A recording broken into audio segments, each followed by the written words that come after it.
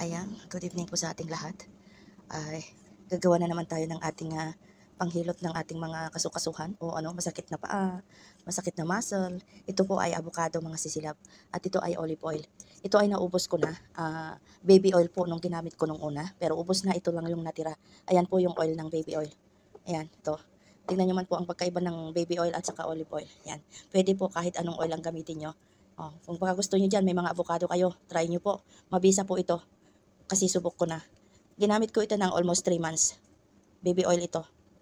Ito naman ngayon ay olive oil. Tapos ito ay buto ng avocado. Maliit lang kasi ito. Itong avocado, dalawa. So, ilagay ko na lahat dito. Pag malaki naman yung avocado, yung buto ng avocado, kahit isa lang. Pero maliit kasi ito eh. Matagal ko na itong hiningi dun sa vegetable shop. Ngayon ko lang nagawa. Maganda po kasi masakit na naman yung balikat ko. So, naisipan ko na naman ang gumawa. Dahil paubos na po, transfer ko dito yon yung nandito kanina. Tapos itinapon ko na yung luma. Kaya ito na naman bago ulit. Ayan lang po. Na-share ko lang po mga sisilab. Buto ng avocado with olive oil. Or baby oil. Or di kaya alcohol ang ilalagay nyo. Yan lang, buto lang ng avocado. Tapos gadgarin nyo at ilagay na dito.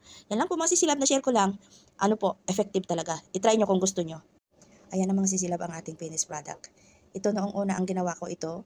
Baby oil. Puno po ito. Kasi malaki. At saka isang buto lang ng avocado. Ayan yon. Ito na lang yung natira.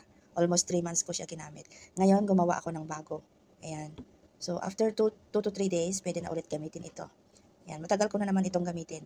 Alam niyo po, nagdadrive ako. Kaya kung minsan, sumasakit po ang aking paa, mga balikat. Ito po ang ginagamit ko. Ayan. Ayan. I-try nyo po kung gusto nyong i-try mga sisilap. Try nyo. Wala pong masama. Okay lang din ang alcohol, coconut oil, olive oil. Ano yung available na oil? Maganda po siya. Yan lang po mga sisilab. Sana matry nyo ito at maano din yung mga kasukasuhan, yung masakit na muscle, katawan. Pwede pong pang-massage ito. Yan lang po. Bye-bye and God bless everyone.